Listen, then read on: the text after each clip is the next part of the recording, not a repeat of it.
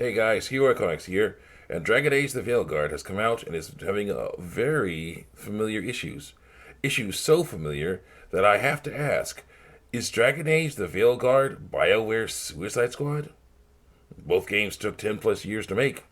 Both games are radically different from the universes they claim to belong to, and both are failing miserably. But why? Let's think about that for a second. What other things do both games do that drive away players? Well, there is DEI in both games, and lectures about wrong think, aka anything that goes against the woke agenda. That would do it. Both games are made by different people than the ones that made the good ones, and it shows. Everyone is out of character. The people talk about lots of things they would never talk about in the original games. They feel like parodies of themselves, and their games feel like parodies of the original games. So why not just make parodies of the games? Why waste all the time lying, all that time lying about what you do to get in the good graces of a game company so you can rot them from the inside out? When you can make parodies instead. Instead of Batman, make Night Puncher. Instead of Dragon Age, make it waver in history. Parodies are going to be your best way of getting people to play your games. Sure, we will hate on them, but people hate on everything. You need to learn to get used to that. Until you do, you're going to keep seeing fails like the Suicide Squad and Dragon Age Veilguard. Here's how the cycle goes. An amazing company makes a legendary game series.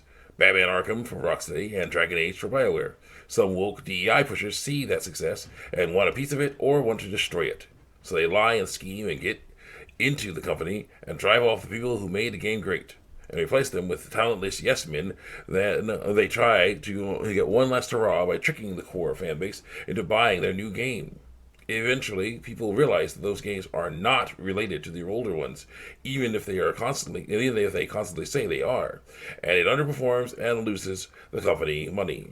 Then the game ends and people get laid off. The journos and devs rage and blame the gamers, even though it was the devs' fault, and the cycle begins again. But there are two parts of the DEI cycle I forgot to mention.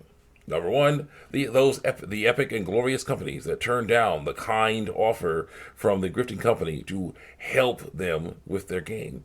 Well, yes, the game company could get their name tarnished, but they showed up. They have integrity. Us gamers will enjoy that and continue to give them money. Then comes the other side. A company falls for the DEI grift, and the DEI game cycle happens. That game company dies, and the staff are either laid off or transferred. We gamers would mourn its passing, but then new game companies will rise and release new games. If they are good, we'll enjoy them. If they are bad, we will mock them. If they feel familiar, we will take a look at the credits and see if there's anyone we know from the old awesome game studios involved in the new game. If someone from the old studios makes a new studio, we'll check out the games they make and see if they're also good. This is a sad time, but also an exciting time. Obviously, Veilguard, and Suicide Squad are different games, while their backstories are pretty much the same. And because of that, the results of the games are pretty much the same. I'm here, Webcomics, and RIP to all of our legendary studios that were killed by DEI.